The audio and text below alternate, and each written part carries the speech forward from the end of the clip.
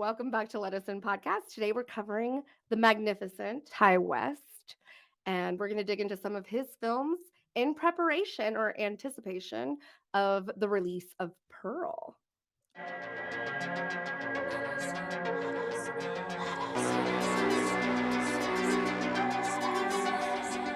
I'm Emma of the Impact. I'm Crystal, Creepin, it's spooky. And I'm Justine, aka JustineUFF, and we're going to kick it to Emma to give us a little Ty West history insight. How would you call it? Facts. Faxes. Factoids. Factoids. Ty West, aka feature Teen People 2001 fall issue Teen of New York What? special feature. Yeah. Oh my god. Just Ty randomly? West. What? I will get into that. It's just kind of a random thing that happened to him. It's not really. Ty West is from Delaware. He says there's really not much going on in Delaware. And he was in a band, like most creative folks. They play around with a band. And in high school, there was actually a film class in his high school. Sorry. I'm laughing at Emma and her little drink things are so funny. Oh yeah. That's Make me laugh every time. Every time. Yeah. So Ty anyways, West took this film class because he's like, oh, easy class. I just get to watch movies. That's why and then he got really into it, and the teacher also taught at Delaware College, and so took this class seriously, and Ty West did too, and he found a way to articulate why he liked movies so much, and that's when that became his goal to go to film school.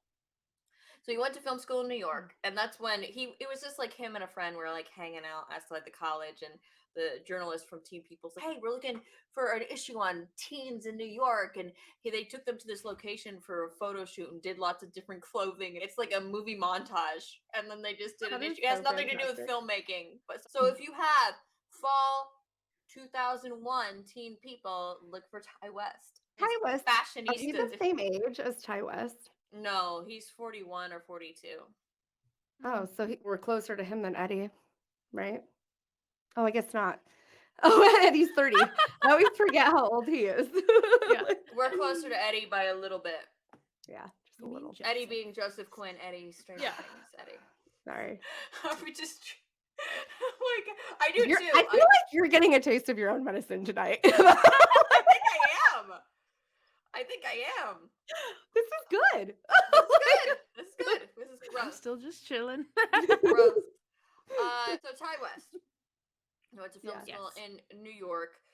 One of his teachers said, "Oh, Larry Fessenden, who directed Habit." We talked about his film Habit, which is a vampire flick, briefly in our vampire episode. I mentioned it. I'm not sure if I made it in the final cut, but we talked about it briefly. I don't know.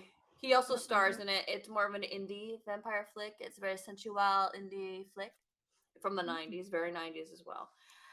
And he would bug his teacher saying, so you said he was going to come in. I saw, because he had rented Habit, and he was one of the only kids in the class that had seen the movie. And so he was bugging his teachers, so when's he coming in?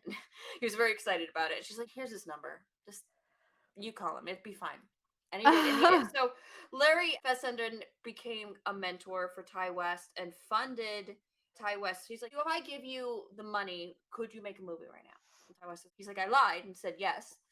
And that's how The Roost happened, which came out in 2006, which was Ty West's first feature film. Larry Fessenden. I always try to put an R in his name. I'm sorry. Also funded a lot of his second film, Trigger Man, 2007. And that's how Ty West really got started as a filmmaker. He also talks a lot about, he works in, like David Gordon Green, they also work a lot in TV. And when he works in TV, he says, it's not my project. I'm able to work on craft. But we'll get into that. So that's the beginning of Ty West. That's really interesting. Through the process of rewatching some of these movies, I started to see a lot of similar actors that are associated with Ty West in a lot of ways, mostly through the film You're Next, and those other directors being producers and directors on other films that he was a part of, VHS and ABCs of Death. These directors, it's sort of this small clique, this small group that just works together a lot. And anytime I notice something like that, it makes me instantly feel like they are people who truly love the genre, not Yeah. just filmmaking. And I could see that, like, with his filmography, that he truly loves making films, but he also truly loves horror, because Yeah. why would he focus so much care and love into some of these horror films and then also just randomly act in one, like You're Next? Like, So it's interesting and you I Yeah. say love that. Brief little factoid Yes, is please. that I can't remember the other directors that he mentioned, but him and a bunch of other directors always have a character named Matt Dentler. Matthew Dentler. And Matthew Dentler That is is a so real funny. person. Matthew Dentler is somebody that got The Roost and Triggerman into South by Southwest, the film festival. And Ty West likes to joke with Matt Dentler still. And he's like, tell him, like, "Oh, if it wasn't for you, which Ty West believes is true, I would still be selling pants in a department store if it Yeah. wasn't for you." And Matt Dentler's like, no, no, it's not. But so Aw. him and a lot of, like, in X, it's the sheriff's name, Sheriff Dentler. So there's Oh, always a Dentler in Ty West. So look for Dentler. Look for I Dentler. love that. Oh. I Because love that too. he really is one of those directors that really started with film festivals. He said even after The Innkeepers, which was the first big films we think of with Ty West, is House Yeah. of the Devil and The Well, Innkeepers. for He horror, would for go to sure. Europe Mhm. and do these film festivals and get to talk with Quentin Tarantino, but he still had, like, real people jobs. So he'd do that and be talking to Tarantino and then go back and sell shoes in Mhm. Delaware, which is, like, feels so real world. And he says he still has, because, as a director that works independently, even when you're doing well, that the money runs out eventually, and you have to get your next Yeah. job and have your next job Yeah. lined up. So he still has, or at the time I saw this interview, which was just before X, he's, "I still have all those credit cards waiting in case I need them." So That is so amazing. So every once in a while, you discover a director or someone making films that you didn't necessarily know the name of before, but then you find out that there's always that Hollywood nepotism that's involved, or like they Mhm. knew their family friend is like Quentin Tarantino, and you're like, oh. Yeah. So it's not really like a I made it story, but it seems like it is for Ty West. It is an I made Yeah. it story. oh yeah. And Yeah. when you again, when you see that someone truly loves the horror genre, I feel like I get fixated on them like I do with Mike Flanagan, like, I'm fixated on Mike Mhm. Flanagan, so I'm really excited for our Mike Flanagan episode, but Ty West is one of those, so is Adam Wingard. They're, like, these directors that are really the future of horror, in my opinion. They did what I call mumble gore. What does That's that a good. mean? I like that. I like that. Mumblecore. So mumblecore is, think, a somewhat well-known film term for, like, films that are I hadn't heard that almost before. indie, but not, like, they tend to have really decent, like, low budgets, but they spend very decently on certain aspects, like whether it's special effects, like The Void, or whether it's really great acting, and that would be, like, Your Next. You could see that We it's were not talking about quite this before we indie. filmed. Yeah. Yeah, go ahead. So I just want to briefly mention that. Then I have a question for both of you. Yeah. Uh, Okay. so it's interesting to me that first, what you guys, I'd like to hear your opinion on this, which I was saying, to add on to what you said, Justine, is that Ty West. I feel like it's Ty West, Jordan Peele, Mike Flanagan, some other directors as Ari well, but Aster. Yeah. not Ari Aster. Oh, So I feel like Ari Aster and and directors like Ari Aster and Robert Eggers do the not. I don't really hear anybody say elevated horror in a serious I way, don't but the more either. Yeah. artistic art house indie film. And not indie has its own connotation, but you know what I'm talking about. There's more. It's more of an atmospheric film. It might be a Mhm. slower pace. It's not like for the regular audience as much. Yeah. It's not It does specifically feel for. more like artwork. Yeah, it has it. Mhm. It. And then there's the stuff like David Gordon Green doing his stuff with the Halloween franchise, the Mhm. Conjuring stuff. James Mhm. Wan with *Malignant* is a deviant of that because he's like because that was his Mhm. own project. But I feel Yeah. like Ty West, Mike Flanagan, Jordan Peele are those rare exceptions where they're not like these esoteric, more Yeah. artsy directors, but they're not these huge mainstream franchise directors. What do you guys feel about that? And then I have a different question now. Yeah, we did touch on this beforehand, so I'm ready to answer Mhm. this question already. I consider it modern horror because Yeah. you look to older horror and common franchises and tropes, you think of the Scream rules, right? The way that there are specific It always set comes of fucking back to events. scream with you guys, huh? It lays it I'm out just so I'm just perfectly, playing the like, devil's advocate. That's yeah, all. but it lays it out so perfectly about how traditional horror has its tropes. It has these things that we love to lean on that are there. It's almost like nostalgia is for most other things. Like you have your action heroes who had a bad upbringing and now they're seeking vengeance. That's an action hero trope. The reluctant hero is an action trope. Yeah. And you have those with horror too. And when you deviate from those tropes or you try to purposely turn them on their head or tell a story that's never been told before, that is what I consider modern horror. It won't be modern horror in 10 years. It will be the one that set the tone for that type of trope, that new idea. And that's what I think like Jordan Peele's doing. I even think Ari Aster's doing it with his telling of grief, the way he tells grief. I think Mike Flanagan is doing it in a way that still feels it's not modern. It feels like what horror was always meant to be. Yeah. Like when you think of when people initially started telling ghost stories or scary stories to each other around the fire or at night, whatever it is, I think of Mike Flanagan's storytelling, the way that Stephen King tells stories. Mike Flanagan is like a classist horror. And I don't know if that's a good thing to say. The more atmospheric thing. There is a classist tone that comes into it, not with intention from director, but when it comes to discourse in the fandom of you Yeah. have to like one or the other, but Yeah. which I most don't. folks know is not true. But Right. sometimes I see that discourse of there's elevated horror fans and then real horror fans and vice versa. Yeah. I hear that a Yeah. lot. Or the A24 versus 70s horror, like that kind of There's no verses discussion. for us. I There's no never get that from verses. I us. love it all. Give it No. all to me. I- What was your introduction, whether you knew it or not, to Ty West specifically? Your Next actually was my introduction to Ty West, which is funny because he stars in it. And I thought that his character was almost He's not satirical. Loved that movie so much that I started just digging into it, trying to figure out who is who and what is what going on with that movie, how this movie came to be, because it had been a long time since we had such a good slasher like that, like a pure slasher with a new story. And it was different. It was so different to me, and it caught me by surprise. And I discovered he was a director. So then I went back and I started looking into his work. And then, of course, I watched House of the Devil. I watched VHS and realized that he was one of the creators of VHS and ABC's of Death, which were two of my favorite anthologies. Honestly, when I watched those two I did. films, I have to know it.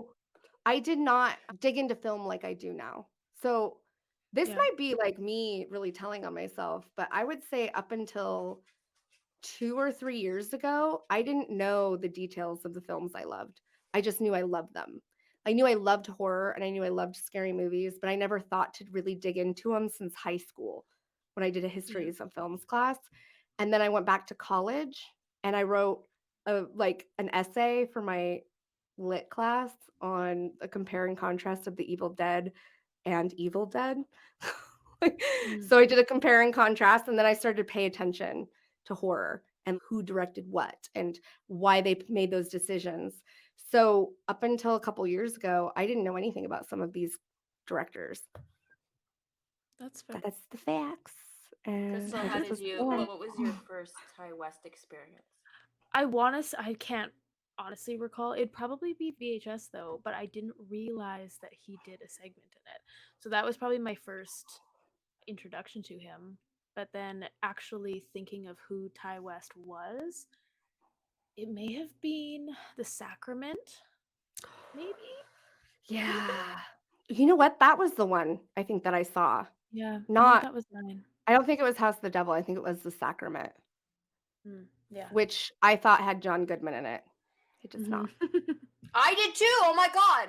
Oh my god. Yeah. I recently no. So I watched the segment a while ago, and then I was watching it with my other half, and Yeah. he who loves John Goodman, and I'm like, John Goodman's in it. You'll love it. And thinking John Goodman was actually in it, but he is totally not. I'm like, why He's did I not. think that? I It think looks maybe so much Red like State. him. Maybe Oh Red. I'm thinking Red State might have come out around the same time where he 10 plays, like, Cloverfield Lane for me.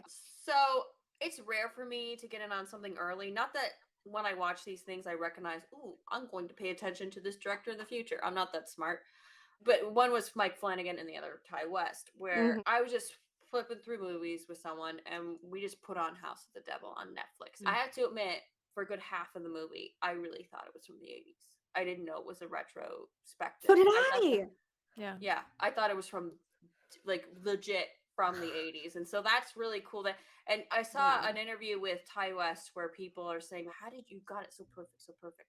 And he's like, it's really good to hear that because I put everything in there as I remember it, and I'm not sure, you're not always sure it works out. He Yeah. says that not like literally, not in a diagnosed sense, but he considers himself to have a kind, not that he diagnosed it, but a photographic memory in a sense where he remembers things visually very much. I wish. Oh, I know. I wish I had remember like an anything. eidetic memory. I wish Instead, I I had a remember memory. Me really, too. Yeah, really me too. Just odd a memory stuff. at all. And I remember like just the process of doing something or how something's made or like the cause and effect of things.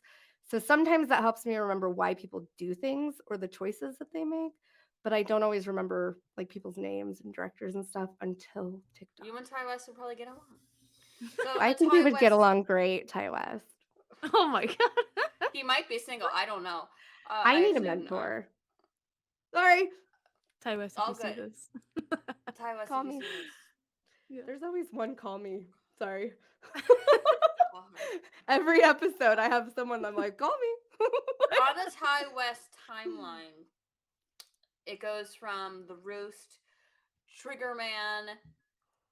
Can you Somewhere talk about The between that. Roost and Trigger Man? I have not seen those two, so I'd love to hear I your think guys' you'd like thoughts the on them. Roost. I think you'd like the Roost because it involves bats, and you like bats. I love bats. I That's like think my you'd like The favorite Roost. animal. Yeah. They're shot on 60mm film, not intentionally. Ooh. It's what they could afford. So Mm. that's why the quality is a little. They're both, for those that want to watch. They're both not Trigger Man. Trigger Man I watched on Canopy, but The Roost is fully on YouTube for free. Not good quality though. Unless did you find a good quality one? Because mine was rough to watch. No, but I also think it's partially the 16mm Oh, that they it's shot it on that. I mean, it's not shot in great quality, blurry. but Just- it's introduced through a horror host, and it's a Yeah. it's a group going to a wedding and things go awry sort of story. Mhm. You could tell it's an early filmmaker. It did really Really? well in festivals. It was a festival darling, and that's Mm. how we continued on. What did you think of The Roost, Crystal? Yeah, I enjoyed it. I wish that I had seen it in better quality, to be honest, because I was struggling a little bit. But I did love the late night TV, like spooky It was host, fun. and I loved the ending with him. That was so cool. But yeah, no, I thought it was well done, especially for an early movie. You said it was his first one. It's pretty First, well done. it was the first. He did a short film called Prey. The short, which yeah, but this was the first feature, and the first feature, yeah. impressive for a first. Do you think that style of filming, because of budget, informed some of his choices later with films like House of the Devil and X? And Not how with he Trigger chose. Man, I can tell you that. There's some editing choices in that are but He seems to like he- farms and the woods. Very much and the woods. I Yeah. agree. Those are some of my favorite He settings. does edit all his films Like- except for Cabin Fever 2, which is part of the beginning road of the story of Ty West. Crystal's Let's excited talk about because that. she hated it. I hate I that movie. cannot remember that movie. So So It's what not happened even with in a cabin. It's in a school. It's so stupid. one of the films that really inspired Ty West into filmmaking was Peter Jackson's Bad Taste, fantastic film, which I'm not sure you guys, I think you guys haven't seen Bad Taste, but it's similar to I Dead Alive. haven't, but now I have to because Oh, it's Ty fun. West Oh my saw God, it it's and so loved it. gross. What did he say? and He said fun. it's the grossest film he's ever seen. I'm pretty sure Ty West said that. Grosser than Dead Alive? Yeah. Equally gross, I'd say. That's Okay. what Ty West said. I don't know. I think it's equally gross. That is- So it's that extremes, the same vibe as Dead Alive, though. It's got that, Mhm. or Brain Dead as it's now labeled. It's got that same New Zealand humor, and it's goofy, and love it's it. really gory. like Black Sheep. As he said originally when he directed Cabin Fever 2, that was what the film was, and that's what the film was meant to be. And then it was the editing was put on pause. And so he usually edits his films, and even though he wasn't established, but he wanted to edit it. And it was put on pause, and he got the offer to do House of the Devil. it was an old House of the Devil was an old project for him, and he wasn't even excited about it. But he knew that it was an opportunity to make this movie, and he knew that this is his big shot. He really needs to nail House of the Devil. So what is he going to do? Wait around for Cabin Fever 2 to be ready to be edited? So he goes and does House of the Devil. And while he does that, and he understands, he's like, it's not like the big bad studio, which was Lionsgate, which released Cabin Fever 2. Is Right. they got somebody else to edit it, and then he saw the edited version that somebody else did, and he's like, and it was garbage. As I don't remember Cabin Fever 2, but Crystal, can you? How do you feel about Ty West saying Cabin Fever 2 is garbage? It looks awful for one. Like it looks it's hard to watch. It looks so bad. But it's just a dumb story. Like Cabin Fever is so good compared to the second one. It's so much different. I love You Cabin can't compare Fever. them. Yeah, don't watch the second one.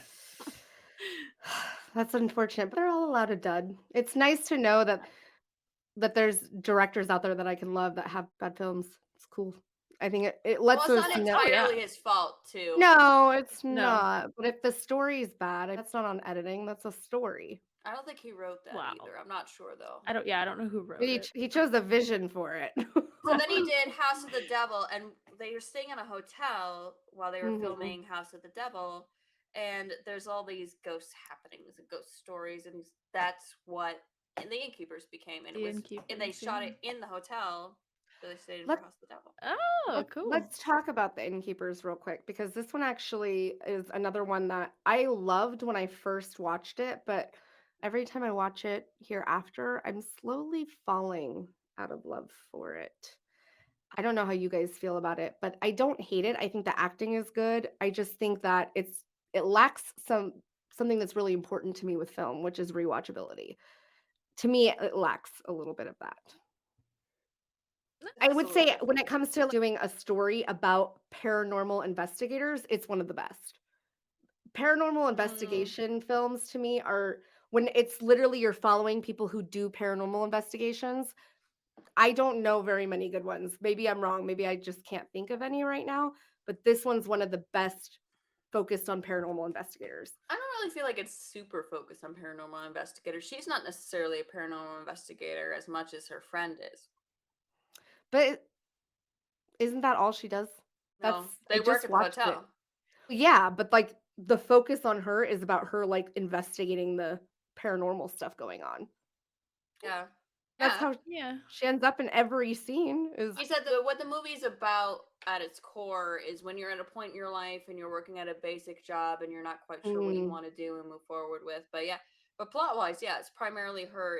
She's interested in the paranormal activity, but she's not like a paranormal investigator. Okay. But she is. I think she got into You are it. right.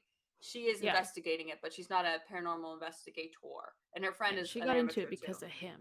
Yeah. Yeah, and I remember all of that. I guess I didn't focus on their actual job very much because I didn't They're not think about focusing on their relating. job very much either. The hotel's They're not. But now that you've said that point about like it's about them being at the end of a lackluster job and trying to find interest in something else. So, Crystal, what are your thoughts on the Innkeepers? Yeah, I like it. I think that it's quite like PG.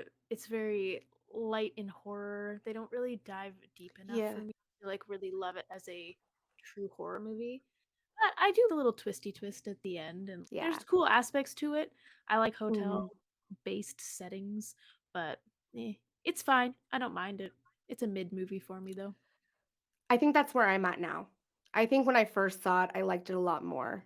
And that's where I am now, where I'm like, But I've also probably focused more on films than I used to. But I don't think we really talked about how you guys felt about House of the Devil besides the authenticness of the vintage. How do you feel about its story? Oh, I would love to talk about House of the Devil. I love cult films. That's one of my favorite types of stories in horror. And I think this one nails it with the 80s feel. One of the funnest little dance scene things with her and her I Walkman. love that part. Yeah. That part is so fun. Every aspect of it definitely nailed the 80s atmosphere, but the story was so good that it didn't feel like I forgot I was watching a film that looked like it was from the 80s, but like you, Emma, I thought it was an 80s movie at first. And I was like, "Oh, this isn't have I never heard of this?" Am I watching the right movie? Like, I wasn't sure at first I was watching the right movie, and then once I confirmed this was the Ty West that everybody was talking about, I realized, oh, he chose this stuff. This feels 80s, but the story felt very modern. It felt new. Even though it's not the like string a person along for a satanic cult sacrifice style possession thing, that's not new. We see that in Rosemary's Baby to an extent. We've seen it in like it's not new, but it felt cool. It felt really Mhm. cool. Also, I Yeah. think I feel with the progression of Ty West films, which is strictly opinion. So a lot of people have noted how good he is at building tension. And a lot of people use the Mhm. term, including myself, slow burn when it comes to a lot of Mm. Ty Mhm. West films. He doesn't Yeah. like that term. I don't know why. But I guess maybe he likes to think instead of a slow burn, it's an atmosphere. But It either feels more way, like a character study to me. that's he's all about characters, Yeah. that's for sure. Yeah, But I'm just going to phrase it this way for my own yeah. benefit. No worries. He's very good at tension. He's very good at the slow burn with especially with House of the Devil. But then the ending Mhm. isn't bad. I like the ending, but it Mm. feels a little doesn't meet the tension, in my opinion. It's a good ending, but I don't disagree. it doesn't meet the expectation of the tension. Same with the Innkeepers, and then he Mhm. diverts from what we're used to seeing from him with the Sacrament and in later in the Valley of Violence, where he doesn't. They're good movies that I like both of them, but he doesn't have the same level of tension, slow burn, atmosphere, however you want to phrase it, so Ooh. that it feels more like an even film throughout and has a better Yeah. ending, but it doesn't have the build up. And I feel like where he's perfected all of that, keeping his tension and having a more satisfying ending with X, his most recent film. I He's agree with definitely all gotten of that better. except for The Sacrament. Me too. The Mhm. Sacrament, I I think there was a felt lot of so tension. much tension with The Yeah. Sacrament, but Me I too. also felt like the reward for that tension was so much more than I expected. Like, to me, Mhm. it hit even harder. Like, I knew it was coming. You know that this is I coming. probably just know too much about Jonestown. That's probably why. Oh, I know, but that's what I'm saying. It's coming. You know what this is Mhm. about. But this is, Yeah. like, clearly a very, like, icky cult, like, thing going But on. we don't know. It's not John Goodman somehow. We don't know that, yeah. I don't know how we We missed do that. now. He's very good. We The actor that very plays good. the cult leader John is very Goodman good. good, I guess. John Goodman good, which is Um, really good. but I felt like I knew it was coming, but I still didn't know that it was going to unravel in the way that it did. I don't like found footage, but they show Mhm. you so much so well in a way that like you have all that payoff that I need for found footage, Mhm. but the way that they set up the scenes so that they're capturing everything well doesn't feel fake set up. Like someone sets a camera down on a table that feels natural. And the way that Mhm. it's off kilter just enough to where all the action is happening off to the right. This feels natural. It feels organic, like a found footage should. But I'm seeing everything. I'm not missing anything. So I got a lot of that payoff. And for someone who's suspect of found, you know what I mean? Like he's too good with that camera for being just some dude at a party. Like it gets unbelievable, but I don't care because I prefer to see it. I prefer to see everything. I want to Yeah. And I get that with do Sacrament. Ty West. I I have think something he to say about nailed Ty West. Sacrament. The Sacrament is one of those ones that I don't rewatch as often as I do like X. Even X I've watched more times since it's come out than I've watched The Sacrament.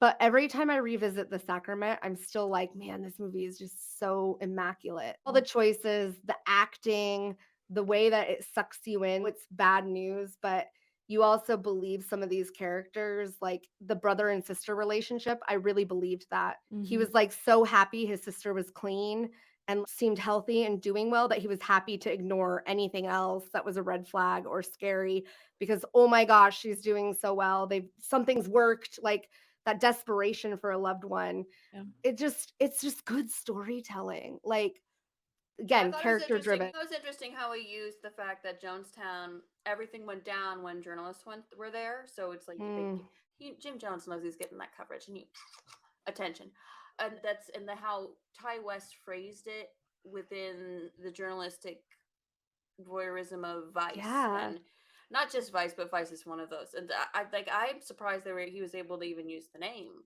but yeah. I thought that was very Well, they had interesting. such good intentions, so I can see why a bigger They're not uh, villainized, no. yeah. Didn't he used to work with Vice or something? I wanna say that he did something with Vice, and that's how he I don't remember. I looked it up very briefly. It I did a is little on his research this letterbox, but I'm not sure. time. It's 3 something. He did do something with Vice, but I'm not quite sure what it is. It is Yeah, on I like his wonder if it was at the letterbox. very beginning, like, he did some episodes or some deep dives with something Does with do a lot them. of other projects, TV and such. Yeah, so yeah, I don't know, I really like The Sacrament, and I recommend it Yeah, often when I talk about found footage films that I do. me That's too. definitely one of them. It's one of my favorites too, and it's actually one of my favorites of his. It's an Yeah, enjoyable watch. I love it a lot. yeah, maybe if you guys stick around till the end, we'll tell you what our favorite Ty West film is. Mine's not even a surprise, though. No, I already know what yours is. One that is a surprise was In a Valley of Violence, which you touched on a little bit, Emma, that I do wanna talk about. Now, mind you, this isn't really horror. This is very much a Western. This movie I had never heard of. It had Ethan Hawke. I'm like, "How have I never heard of this? That's Ethan Hawke. Okay, let me watch this too while we're talking Ty West." I did not expect what I got. I also partway through didn't know what I was watching, and suddenly it made sense and actually informs some of what I think is so great about X. It feels like he was interpreting westerns that he grew up on in a way that sometimes felt like over the top spaghetti westerns, but were very serious and violent still. He was toying with those 2 aspects like it was a tug of war I was watching unfold in this movie, and I ended up liking it, and I don't know if I just tapped into what he was trying to put across, but at first I thought this movie is terrible. What is this? This is so ridiculous, but it's not ridiculous enough. And then again, partway through, I was like, I think that's the point. A lot of Westerns had a lot of violence, but they were also really comedic sometimes, or they were exploiting certain ideas that happened in the West. And I feel like he was trying to make fun of that almost. Maybe I'm giving it too much credit. Sometimes I do that. I haven't seen it, so I I don't know. It was a decent film. I didn't hate it or love it. Of course, I'm a bit pickier when it comes to westerns. I'm a big fan of the Ford westerns from ye olden days, and I Wait, what love is your favorite Western?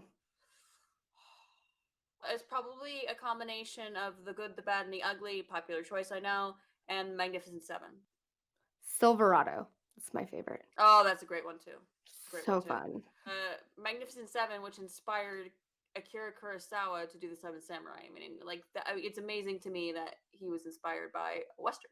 So there's these touching stories within westerns. There's really good. There's some really shit westerns. Don't get me wrong. It was such a popular genre, just like any genre that gets really popular. There's going to be a lot of junk Yeah. as well. But Oh, yeah. since I really connect with it, and I felt like Ethan Hawke's character was a combination of John Wick and Blondie, Clint It Eastwood's character I think from I The said Good, that Bad, in and my the Ugly. review, You that did it felt about like a Western John John Wick. Wick. That's Yeah. for those that Trigger he's getting warning. revenge for people murder his dog. So And they do on pretty much on camera. It's very hard to watch. they make you love that dog. This dog is They not just a do. regular. Obviously, dogs always lovable. Yes, He's like a service animal to this man who's more suffering so. like major PTSD. He's a Union soldier that abandons the army after the awfulness that happens with the Native Americans, and he can't do it anymore, like a Vietnam type of thing. And he's booking it to Mexico, and he comes across this practically a ghost town, minding his own business. He just got his dog, and this young buck idiot who's that actor, I don't remember his name, that was in Sinister with Ethan Hawke, and he was in Black Phone with Ethan Hawke, the young guy Just dark hair. Yes.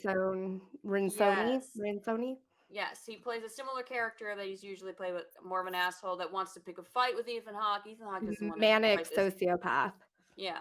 And Ethan Hawke wants nothing to do with this kid, but he's forced to punch him in the face. And so then this kid and his idiot friends, one of the idiot friends played by the fantastic Terry O'Quinn, Yeah. he's the one that he kills off the building. This also has 2 great actresses, Thaisa Farmiga and Karen Gillan, who I love. And again, Karen Gillan's a little over the top in this. Just She's the like one that's from American Ransoni. Horror Story, right? No, that's the sister, Thaisa Farmiga. Karen From Gillan is the one Oculus. that yeah, from Oculus and from Guardians of the Galaxy and Jumanji: The Next Level, like the Okay, yeah, new yeah. Jumanji movies, which are Mhm. great. I love those. Anyways, yeah, their characters are almost caricatures, but again, I feel like I this is think an they're meant to be. allegory. I think Yeah, they're meant to be characters, very much so. I also like that you really find them insufferable because you're supposed to really feel for him, and he feels like a very serious character amongst a lot of people who are not serious. And it feels like an allegory for PTSD. Like when you come out of war and you become this happens to a lot of soldiers. They come back, they're suffering mentally and they're trying to deal with it and nobody cares to relate to them. And he has his dog, he is a vagrant. He's even described as a vagrant. What is it? A traveling vagrant, I think they described him. Vagabond. No, it was a drifter. That's what it was. A drifter, a vagrant. That's how I've seen a lot of the descriptors of this character. He saw some really messed up stuff, and I think that they also mentioned that he got his dog from the natives that Yes, he befriended they definitely mentioned that. and saw community with. So, this dog was very important to him, and he lost his family too. He abandoned his family. Oh, okay, yeah, he abandoned them. Yeah, he That's abandoned not them. so but again, that speaks to that PTSD. I'm sure again, that has to do with it. That's what I got from it, and maybe that's because I'm connected to the veteran community, so No, that's good. It's good perspective. My favorite parts of this movie were when Ethan Hawke and John Travolta were interacting because I like John Travolta in movies a lot. yes. So Oh. He was like I don't know, maybe again, I feel like this is so relative to the way veterans are treated in America because he felt like this cop guy who, like, still respects veterans, but not enough to actually do anything good about them. Like, he I don't know, because he had this mutual respect for him, but at the same time, he was a horrible person. He's a horrible he human wasn't being. as bad as his son. I think that the worst is No. like that he put up with his son. Everything about John Travolta. We don't go too much into, but is implied Yeah, of what it they is did to the implied. town. But what we see in the town is that he lets his son get away with everything, and his It's son true. creates so much damage. And he's very feared, but he implied like it was for their own good. Like he was one of those, "I protect the town with my horribleness." And he's what is it? He Marshal is mentioned what they called him. Marshall. Yes, Yeah. they make a point to that he was elected into this position. And then never gave it up. Mhm. Yeah. Anyways, not horror, is violent, trigger It's a warning, decent dog does movie. It's a die. decent film. It's decent. I might have talked it up a little too much, to be honest, because I don't think it's again, I think it could have been executed a lot better. Like, it needed to lean in one direction or another a lot more. I think Like, it it did what it wasn't was meant to do. I think it was meant to just go so far either way. yeah, yeah, I maybe, That's my that's opinion, though. That's it. I didn't get that until halfway through. So, I think that's killed it for me, but anyways, it's not nearly as good as his more recent, much more, like, obviously paying homage film, which was X. With X, he said that he paid as much homage as he did because he wanted to do the story in Texas, shot in New Zealand. This, I didn't know that. oh yeah. When Ty West makes a movie and he thinks about what does he want to bring to the table when it comes to his movies, and he thinks about the technical aspects of how you shoot a movie and different shots and how things are framed. And he said a movie that inspired him, surprisingly enough, and he's like, wasn't a movie I was interested in, but I did see Steven Spielberg's remake of West Side Story, and it has so many he's like 75 years old, he doesn't miss a beat, and he does one shot after another shot, and each one is more complicated than the last, and he's really putting his whole ussy into it. Ty West did not say it that way, but I haven't uh seen that movie yet I either. have not either, but this is Ty West's take on that. Then when everything with COVID happened, it took a they had the funding for X. He said if A24 didn't agree to produce and then distribute the film, they probably would never have made it. And they did a lot of precautions before they went to New Zealand because they went to shoot this movie in New Zealand at the height of COVID. And there was no Mm, cases of COVID and on New New Zealand Zealand. And they had wanted to some make sure serious they didn't lockdown. transfer it over. Yeah. Yeah. He also talks a lot about Terry Gilliam. in how he shoots his films. Mm. So he very much looks as to when you're watching a film, the Coen brothers as well, he mentions quite often. You can tell, oh, this is a movie by so and so. This is a so and so movie when you're watching it. Oh, this is a Coen. Mhm. Is this a Coen brothers movie? This has got to be a Coen brothers movie. This has got to be a Tarantino movie if you don't know already. So Yeah. that's his goal. And he had worked on TV a Mm. lot just before X, where he didn't have to worry so much about story and intent and focus more on craft. So he was prepared for this movie. Getting honed in and sharpened.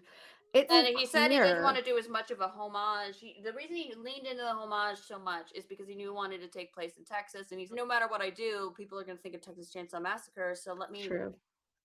go full in on that. Embrace it. I really liked X for that homage, but at the same time, it felt like a new story. I feel like a lot of the cinematography choices, the way that they cut the film, felt like a 70s film, but the story felt like he was taking a lot of the things he loved about horror and trying to either really focus in on them and like almost, again, satirical, almost very similar to things like Scream and Cabin in the Woods, which are films I obviously love, but at the same time, he was removing some of the problematic aspects for me because the virgin isn't the one that makes it. She's not the final girl.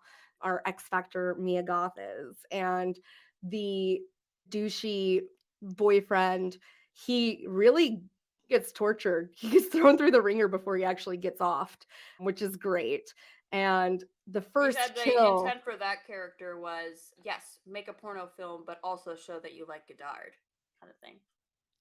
that's great.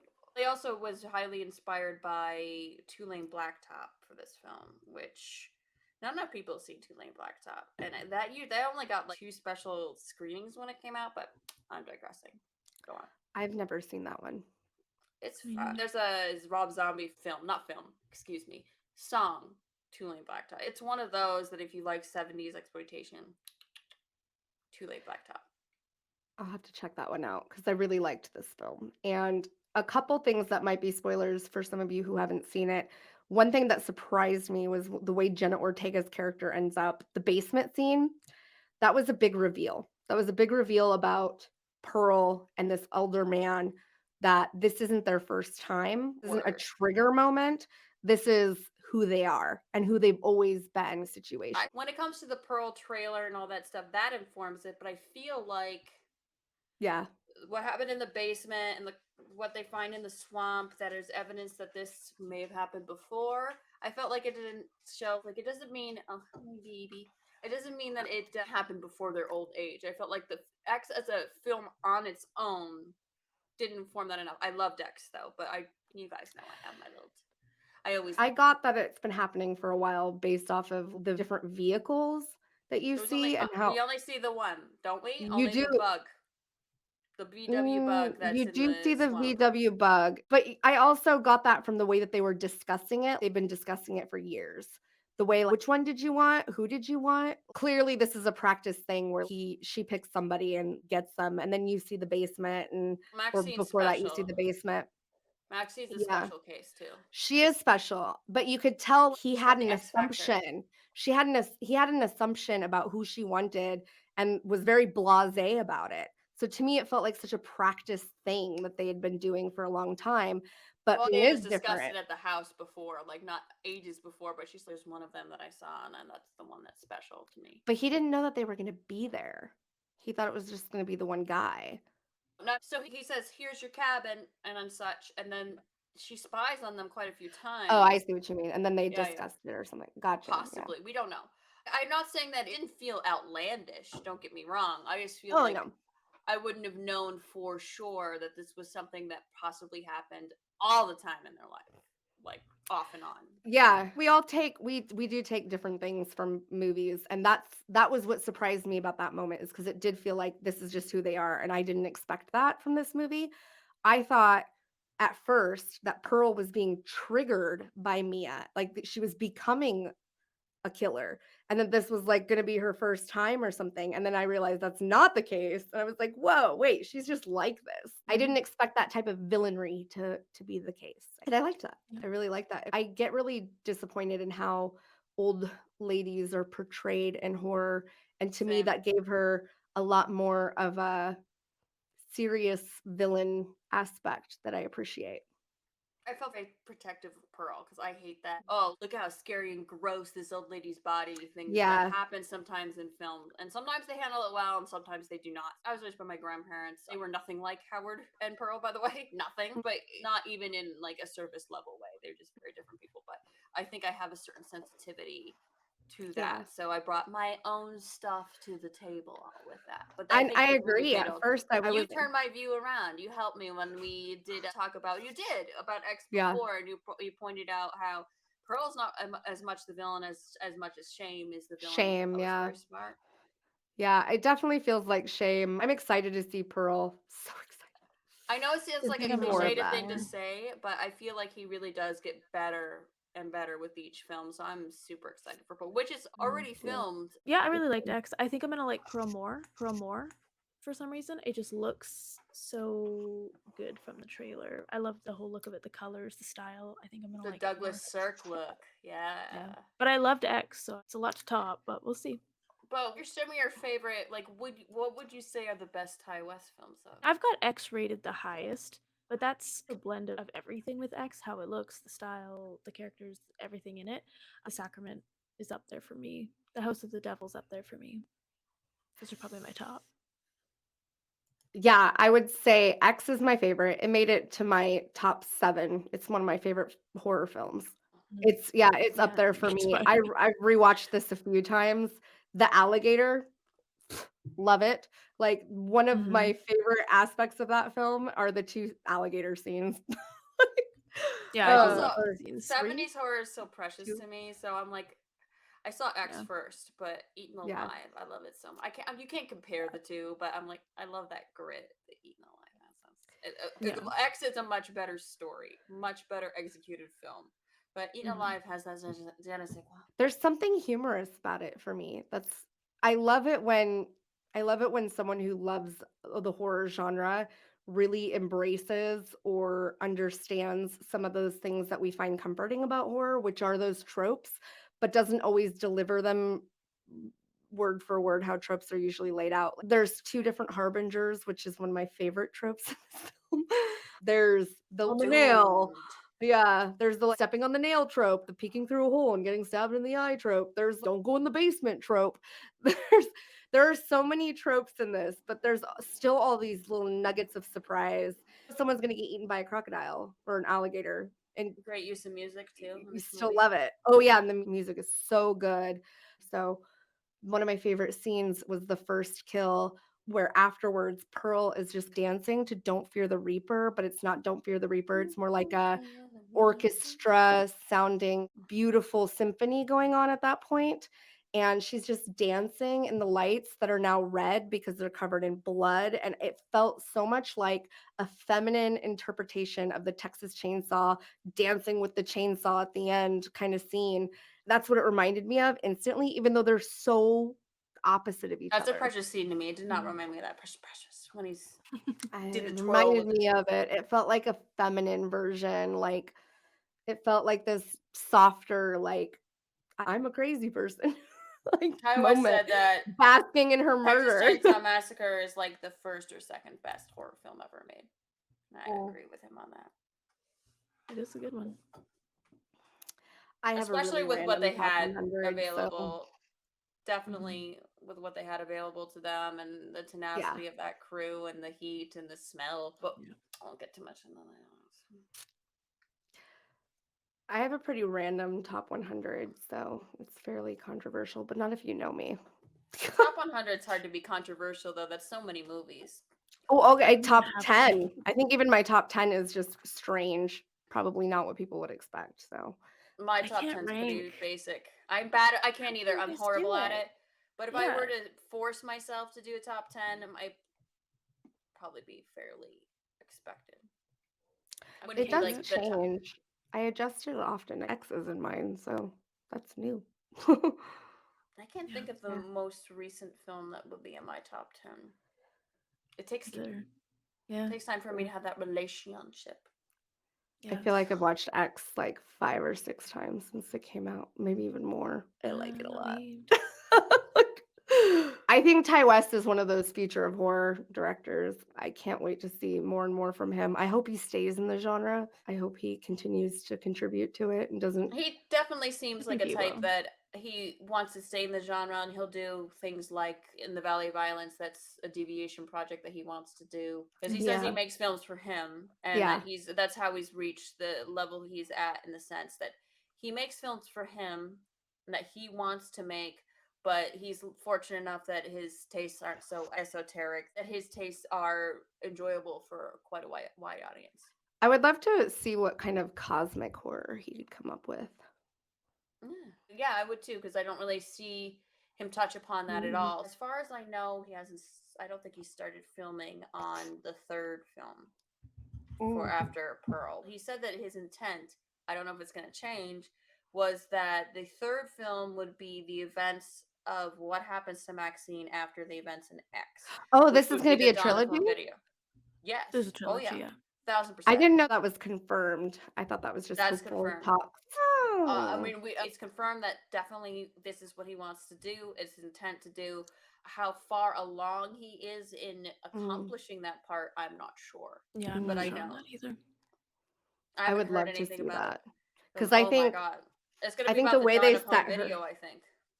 Yeah, and I think that the way Mhm. they set up Maxine was to be a villain in the next film because she does some pretty very similar things to like Pearl, except for she's not shameful.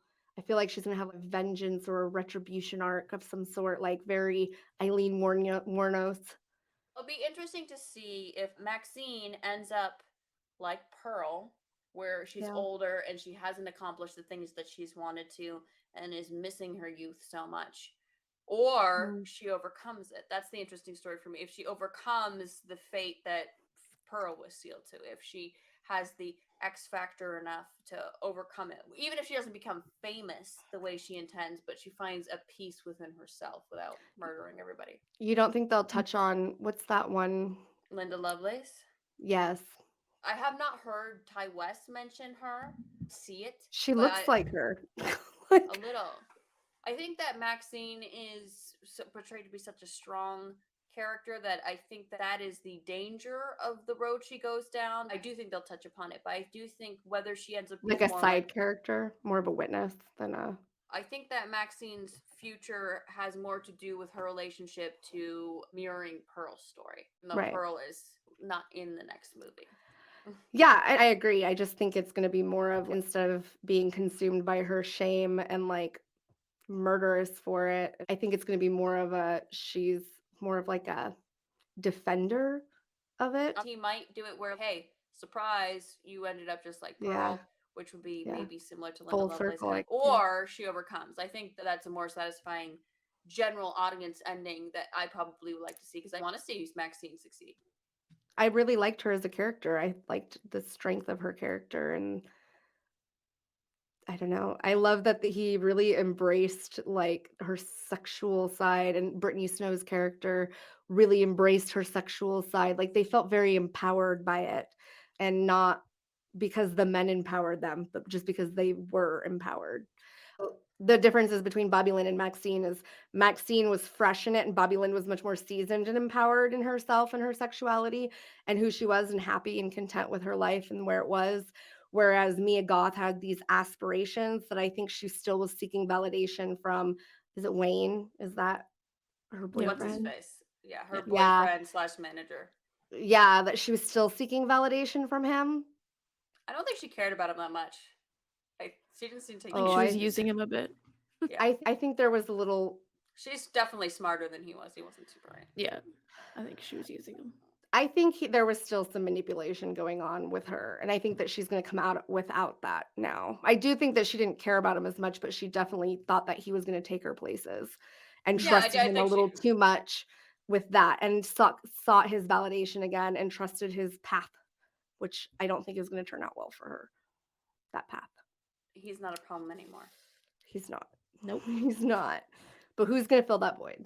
Because that is I think at this point, especially with surviving what she has, she might not need another one. also Kid Cudi was fantastic. I Loved him in this, and I cannot wait I to have see one more more. thing to say about Brittany Snow. Oh yeah, go ahead. Interestingly enough, about Brittany Snow, she in the past she had been offered an opportunity to do an edgier part, a more serious part, an edgier part, break out of her goody two shoes image, and she didn't take it. And then she is completely regretted. And then so when this opportunity came up, that's why she was like, this is got to do it. So she was in the Prom Night remake, which I don't hate. It's not bad. She's great. But she was also in Would You Rather, which I really liked. And I love her in Pitch Perfect, so I was really excited to see her sing in this because she's got a great voice. So, and it felt like a nod to that, even though I don't think it was. I don't know. Maybe it was. It was a Maybe it perfect was. song choice. She did Yeah. Landslide, Mhm. the Yeah. Fleetwood Mac song, which is perfect to mirroring Ty West's big motivation for doing this film is that when you're older, you look back and think about what you used to have, and when you're younger, you think about like, oh, if I could just get to this level, and you don't appreciate the time Where for you what it are. is, and how he said he's afraid of aging. Yeah. Kid Cudi was also a co-producer on this film. Kid Cudi was awesome in this movie. Yeah, He was great. good. I can't wait to see him do more. It was Mhm. fun. Cool role. I really liked his role. He was very See, I charismatic. thought it was a prosthetic, and then when I watched it the second time, I'm like, maybe it's not a prosthetic. I still haven't seen it. Inquiring minds need to know, Kid Cudi. In the silhouette. When Still we can't don't see it? When he's standing in the doorway. could you How not do you see it? miss it? I don't know. I can never find that scene. I don't know. No, so the scene is like it's he's in the doorway at night. Howard's come and said, "My wife's missing. Can you help me find my wife?" When they're gonna go look in the swamps, and he opens the door and he's completely nude, and you just see a silhouette. You don't see the details of it, but it's sizable, so you could see that silhouette, and you're like, I don't know how I missed that. Like the 3 times I've watched the movie, I haven't seen it. so. I feel like it's was a trap to certain it was a objectify him. prosthetic, but Justine is like, that doesn't look like prosthetic to me. So like a second time around, I'm like, because you can't see the details, so I'm like, maybe it's not. I don't know. There's no confirmation on that. I do think that it's one of those things that like, is, how does he ride a again, bicycle? Like, He's a tripod. okay, it is nice to objectify men once in a while in these movies. All right. I respect Kid Cudi. I was I just respect him too. surprised by. I'm just interested in it. I don't know how to phrase that. I'm Interested. inquiring mind. Great. I have an inquiring mind. We've got to. With all distance and respect, I'm not going to bother Kid Cudi ever in my life. He's safe from me. I just curious. Jenna Ortega was also great in this It's film. none of my business. I'm just curious. I'm curious. It's none of my business, but I am curious. Yeah. Jenna Ortega was great in this film as well. I really liked her performance. She also was just in Scream 5 right before this film was dropping, and she is definitely one of those rising stars, especially in horror, because she was also in Studio 666. She's like touching every horror movie. Let me know your guys' thoughts about Ty West. What are your favorite films in the comments below? And don't forget to join our Discord. We discuss a lot of this stuff in Discord. So if you guys are interested in joining our Patreon, we also do movie nights usually associated with what we're going to be filming that week. So last week we watched X and got to watch this with our patrons, which was a lot of fun. Yep. Our next episode that's going to be dropping on the 20th, we'll be talking about sharks. So really putting a nail in the summer coffin with that one. Before we jump into spooky season. Buried summer. So the first week of October, we'll be doing the Chucky franchise in anticipation for season 2 of the series, which I'm so excited about. What a surprise show that turned out to be. And on top of that, podcast favorite, Mike Flanagan, is going to be dropping Midnight Club on the 6th of October. So we will be doing is it the 6th of October? The 6th of October. So we will be dropping an episode featuring Haunting Season, who's on TikTok. If you guys don't know who that is, go look him up on TikTok. He's amazing. Super fun to watch his videos. He was one of the first TikTok creators that I followed on TikTok when I got on TikTok. And the creator that encouraged me to start my own content. That would be the Haunting Season. And he's going to be doing our Flanagan episode. Flanistans. Flanistans. I'm still claiming that term as mine. I see it everywhere now. I did that. I got it from you, so I was not. Yeah. I'm I gonna had say I heard it. did that. I I did thought it was that. Crystal, but Mm-mm. I guess no. Nope. I like it. It's me. I like it. Finest day. It's me. I'm sure somebody else thought of it too. So it doesn't take a lot of thought process to get to that conclusion. It just But makes sense. It makes sense. it It just does. makes sense. It just makes sense. So everyone knows, we do film our episodes live on our Twitch, which any link tree in any of our social meets will take you there. And we'll let, if you're in our Discord, you can keep up to date to what days we're filming. And so you Mhm. get this better, our more neat, tidy episode on YouTube and wherever your podcasts are found. But check Yeah. us out live. It's longer, but we have our fun. We have to edit it for Okay. time, but we have our laughs. Yeah. Laughs. It's a little chaotic in a good way.